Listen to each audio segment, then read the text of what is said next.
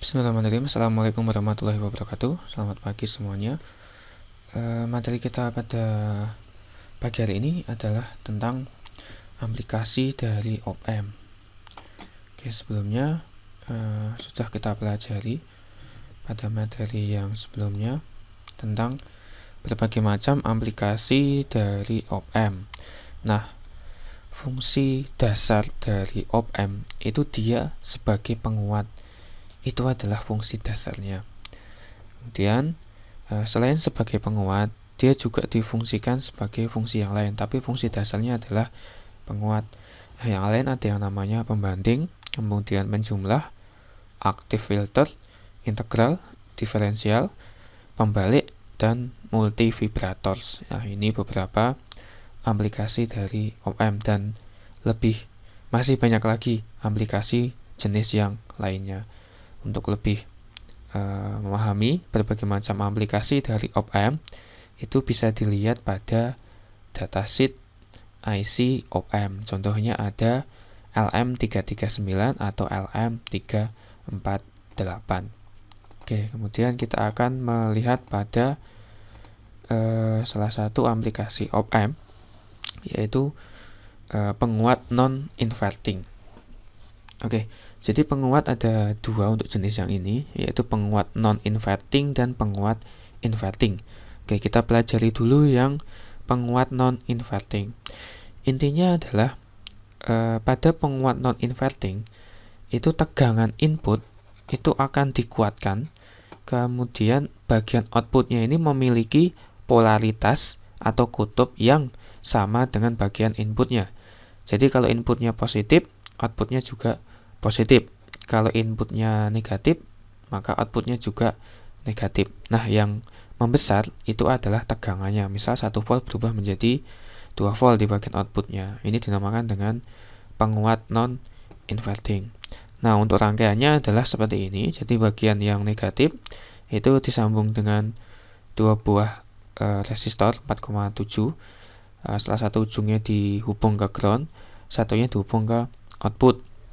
Kemudian kita bisa menghitung penguatannya ada berapa. Misal ini nilai R2 dan R1 nya sama, maka R2 plus R1 1 tambah 1 sama dengan 2. Oh, berarti jika menggunakan konfigurasi ini, penguatannya adalah 2 kali lipat. Jadi gainnya adalah 2. Kemudian misal tegangan inputnya itu adalah 1 volt, maka tegangan outputnya adalah 2 volt. Kemudian jika tegangan inputnya 2 volt, maka outputnya adalah 4 volt. Oke. Nah, ini adalah contoh lain juga untuk yang penguat non-inverting. Ini cara untuk mendapatkan persamaannya itu didapat dari mana? Nah, di sini perhatikan pada titik G ini. Jadi kuncinya ada pada titik G. Pada titik G itu tegangan bagian sini dengan tegangan bagian ini itu nilainya sama, atau I-nya. Oke, jadi diamati I-nya ya. Jadi I-nya di sini dan di sini itu sama, sehingga bisa kita cari nilai dari penguatannya itu berapa. Oke, bisa kita lihat di sini. I bagian sini itu adalah V out dikurangi dengan V in. Kemudian I bagian sini, sebentar.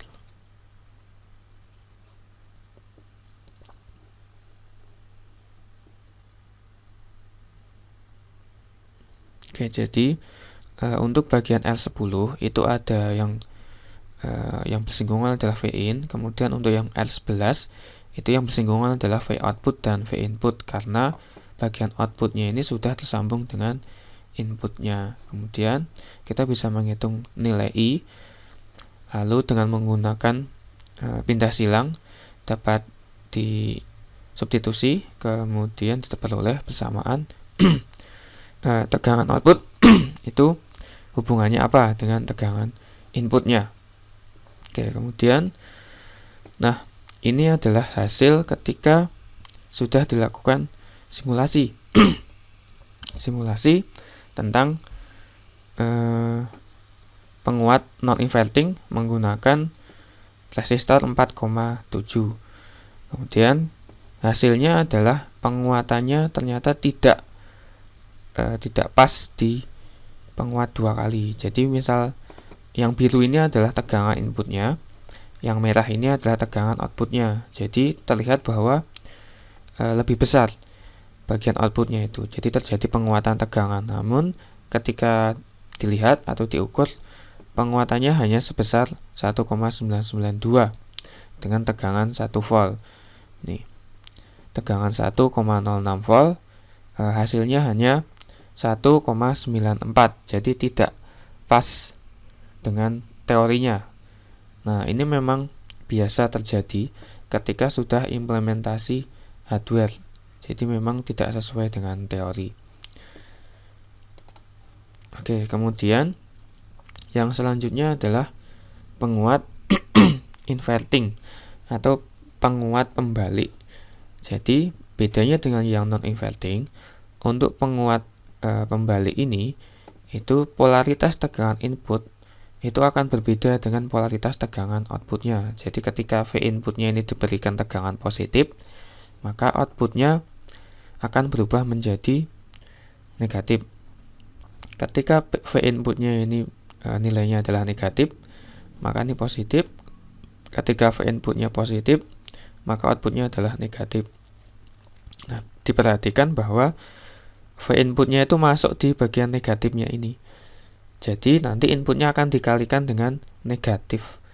Nah, negatif dikali dengan negatif akan menjadi positif.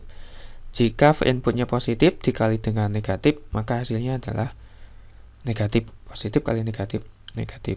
Oke, bedanya cuman di situ saja. Kemudian untuk penguatannya itu juga sedikit berbeda. Penguatannya adalah R2 dibagi R1, sehingga jika R2 dan R1 yang nilainya sama, misal 4,7, maka tidak ada penguatan sama sekali atau sama dengan 1.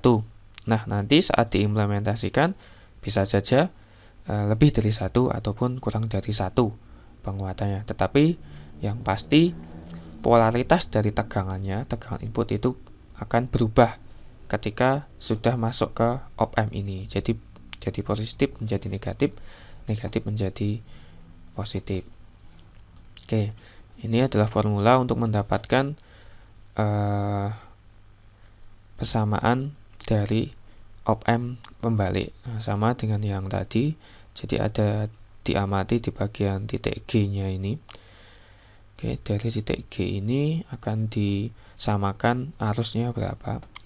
Kemudian setelah diketahui nilai arusnya, maka dapat dituliskan persamaan matematikanya Vout sama dengan R1 dibagi RF dikali dengan V inputnya. Oke, seperti itu. Nah, selanjutnya adalah fungsi op-amp yang lain, yaitu sebagai komparator atau pembanding. Fungsi dari op-amp ini itu adalah membandingkan dua buah tegangan. Yang satu berada di sisi Vref-nya ini atau bagian negatifnya ini, yang satu adalah Vin atau di bagian positifnya. Oke. Fungsi dari komparator atau sebagai pembanding itu seperti ini. Ketika tegangan input itu lebih kecil dari tegangan Vref, maka Vout-nya itu akan bernilai 0 volt atau memiliki logika 0. Sementara ketika Vin itu lebih besar daripada Vref, maka V outputnya akan bernilai 5 volt atau berlogika 1. Jadi fungsi komparator sebagai op-amp ini dulu dipakai dalam sensor line follower atau sensor garis pada line follower yang dulu. Jadi dulu sebelum ada yang namanya ADC, jadi microcontroller yang dulu itu tidak ada yang namanya fasilitas ADC, sehingga untuk dapat membedakan garis hitam dan garis putih itu harus menggunakan komparator, karena ATmega yang dulu atau microcontroller yang dulu itu tidak ada fasilitas ADC-nya, sehingga harus menggunakan konversi ADC eksternal. Nah, yang biasanya digunakan untuk membaca sensor mana yang hitam sama yang putih itu menggunakan komparator. Nah, jenis komparator yang digunakan IC-nya adalah LM348 atau LM339. Intinya, ketika tegangan Vref Vin itu lebih besar dari Vref, logikanya 1. Jika lebih kecil, maka logikanya 0. Sehingga keluaran dari V outputnya itu akan benar-benar 0 atau benar-benar 5. 0 volt atau 5 volt, 1 atau 0. Nah, ini adalah fungsi dari komparator sebagai pembanding. Oke, untuk persamaannya adalah tegangan Vref sama dengan R2 plus R3 dikali dengan VCC. VCC-nya itulah tegangan power supply dari op-amp-nya. Ini adalah hukum pembagi tegangan ya. Untuk mendapatkan tegangan di titik ini, maka R2 ini dibagi dengan total R2 plus R3 dikali dengan tegangan inputnya atau tegangan VCC-nya. Maka bisa diketahui nilai Vref-nya itu berapa. Biasanya nilai Vref-nya itu adalah diatur di 2,5 volt, sehingga kalau nanti tegangan Vin-nya di atas 2,5, maka keluarannya bernilai 5. Jika kurang dari 2,5, maka keluarannya bernilai 0. Oke, seperti itu. Itu adalah fungsi op-amp sebagai pembanding. Contoh yang lain, ini logika ini bisa digunakan untuk menyalakan dan mematikan lampu ketika gelap ataupun ketika siang. Jadi ketika siang jumlah cahaya banyak, maka dia logikanya 0 atau 1. Kemudian ketika malam, logikanya sebaliknya. Seperti itu. Ini bisa digunakan untuk lampu otomatis. Oke. Nah, ini adalah contoh simulasi dari komparator atau pembanding. Bisa dilihat di sini. Ketika tegangan referensinya itu 2,5 dan tegangan, nah ini tegangan referensinya 2,5 ya, atau tegangan threshold-nya itu 2,5. Ketika bagian inputnya itu 4 volt, bisa lihat di sini 4 volt, maka dia outputnya menjadi 5 volt. Karena dia di atas 2,5, maka akan dinaikkan tegangannya menjadi full, yaitu 5 volt. Kemudian yang selanjutnya, ketika tegangan inputnya itu kurang dari 2,5 volt, maka dia akan berubah menjadi 0 volt atau benar-benar 0. Oke, ini adalah contohnya. Nah, aplikasi dari op-amp yang lain adalah dia sebagai square wave oscillator atau digunakan sebagai pembangkit sinyal PWM atau gelombang kotak. Itu sama. Bisa dilihat dari sini. Nah, komponen yang paling penting adalah di kapasitornya ini. Rangkaiannya seperti ini. Rangkaian ini diperoleh dari mana? Ini ada di dalam datasheet-nya. Nah, untuk menilai, untuk mencari T1, T2 itu berdasarkan pada nilai RC-nya. Jadi nilai R-nya berapa, C-nya berapa, sehingga bisa dicari T1, T2 yang kita inginkan. Seperti itu. Ini ada persamaannya. Ini ada di dalam datasheet-nya. Rangkaiannya adalah seperti ini. Oke, ini adalah hasil ketika disimulasikan dengan Proteus menggunakan LM339. Oke, bisa dilihat di sini ternyata gelombang kotaknya belum sempurna kotaknya. Nah, ini bisa jadi karena kapasitornya atau mungkin resistornya yang kurang bagus. Jadi harus disesuaikan lagi supaya mendapatkan hasil yang gelombang kotak yang sesuai seperti itu. Ini hasil dari simulasi di Proteus untuk membuat gelombang kotak. Nah, selanjutnya ada yang namanya aplikasi op-amp sebagai penjumlah pembalik. Oke. Jika kita mendengar kata pembalik, berarti tegangan keluarannya itu akan berbeda polaritas dengan tegangan masukan. Jika masukannya positif, Vout-nya pasti negatif. Kalau Vin-nya negatif, maka Vout-nya pasti positif. Oleh karena itu pasti ada tanda negatif di sini. Oke, kita bisa lihat di sini ada tanda negatif. Nah, ini adalah persamaan untuk mendapatkan Vout dari Vin yang beberapa buah. Oke, jadi aplikasi ini berfungsi untuk menjumlahkan beberapa sumber tegangan. Misal saya punya 3 buah sumber tegangan seperti ini. Vout-nya itu berapa? Dari hasil penjumlahan Vin1, Vin2, dan Vin3, maka dapat dapat dilihat dari persamaan ini, Vout-nya adalah minus RF dibagi dengan L1 dikali dengan Vin. Kemudian dan selanjutnya, supaya sama atau tidak ada penguatan sama sekali, maka nilai RF dan R1 itu dibuat sama nilainya. Jadi kalau RF-nya 1K, R1-nya juga 1K. RF-nya 1K, R2-nya juga 1K, R3 juga 1K. Sehingga nanti Vout-nya ini murni hanya penjumlahan Vin1, Vin2 ditambah dengan Vin3. Oke, seperti itu. Ini adalah, tapi tegangan keluaran dari Vout itu akan berubah polaritas menjadi negatif. Oke, jadi ini fungsi untuk menjumlahkan beberapa tegangan. Kemudian, kalau ingin dibuat summing tidak membalik, maka tinggal dipindah ke bagian, jadi inputnya dipindah ke bagian positifnya. Oke, ini itu untuk membuat summing tidak membalik. Oke, kemudian fungsi yang selanjutnya adalah sebagai integrator. Bisa kita lihat op-amp integrator, letak kapasitornya ada di atas, ada di bagian feedback. Oke, ini namanya feedback ya. Dari bagian Vout nyambung ke sini, ke bagian input, ini dinamakan dengan feedback. Jadi letak kapasitornya berada di bagian feedbacknya. Ini adalah fungsi op-amp sebagai integrator. Jadi kalau sebagai integrator, itu fungsinya adalah menjumlahkan semua inputnya. Jadi selalu bertambah nilai inputnya, itu dinamakan dengan integrator.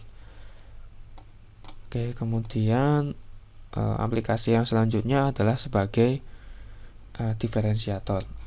Jika tadi integrator kapasitornya berada di bagian feedback, kalau diferensial itu kapasitornya berada di bagian inputnya, jadi di depan input.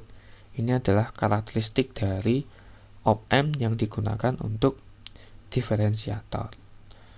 Oke, seperti itu. Oke, selanjutnya adalah op-amp yang digunakan untuk sebagai pendeteksi arus atau sebagai sensor arus. Oke, di sini silahkan nanti rangkaiannya bisa dicoba di Proteus untuk bisa dengan inputnya adalah arus ya, inputnya adalah arus. Kemudian nanti bisa diamati tegangan outputnya itu berapa, apakah sebanding dengan arusnya. Jadi misalnya jenengan mau buat sensor arus sendiri, bisa pakai LM741 ini, bisa untuk bikin sensor arus. Tapi ini untuk yang DC ya, bukannya AC. Oke, selanjutnya silahkan kita latihan soal dulu ya. Ini soal yang pertama. Soal yang pertama adalah summing atau penjumlah membalik.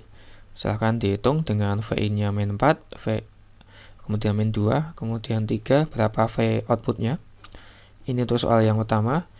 R1-nya 4, R2-nya 4K, R3 4K, RF-nya 6K. Nah, itu berapa V outputnya. Kemudian untuk yang ini adalah penguat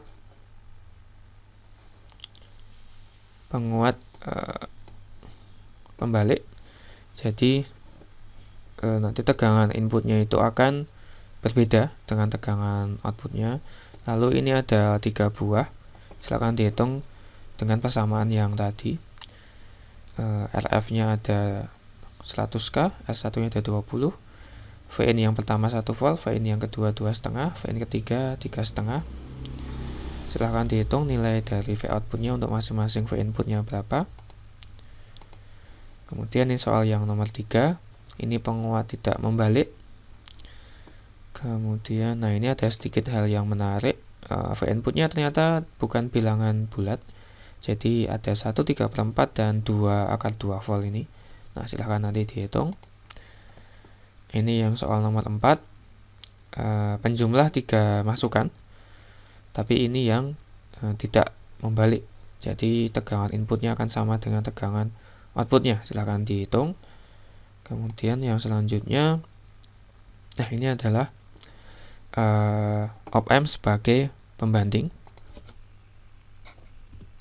Berapakah nilai tegangan Vref jika VCC bernilai 10 volt. Jadi ketika VCC diberikan 10 volt, tegangan VREF-nya di sini berapa nilainya? Kemudian jika tegangan inputnya adalah 5 volt, nah ini silakan dihitung supaya outputnya itu bisa memberikan logika 1 dan logika 0 itu harus berapa nilai V inputnya. Jadi threshold-nya itu ada di nilai tegangan berapa. Oke, silakan dikerjakan 5 buah soal berikut. Seperti biasa dituliskan di kertas, kemudian dibandingkan dengan Proteus, apakah hasilnya sama atau tidak, apakah sesuai dengan teori atau tidak, silakan dibandingkan. Kemudian nanti yang di kertas cukup dituliskan saja apakah hasilnya sama dengan teori atau tidak. Jika berbeda, berapa nilai perbedaannya. Jadi antara yang teori dengan antara yang simulasi dengan Proteus itu perbedaannya berapa, errornya berapa nilainya. Oke, seperti itu untuk masing-masing soal ini. Silakan dikerjakan dalam waktu 1 minggu. Seperti biasa, tulis tangan, difoto, dikirim ke e-learning. Oke, demikian yang dapat saya sampaikan. Mohon maaf jika ada salah kata. Akhirul kalam, wassalamualaikum warahmatullahi wabarakatuh.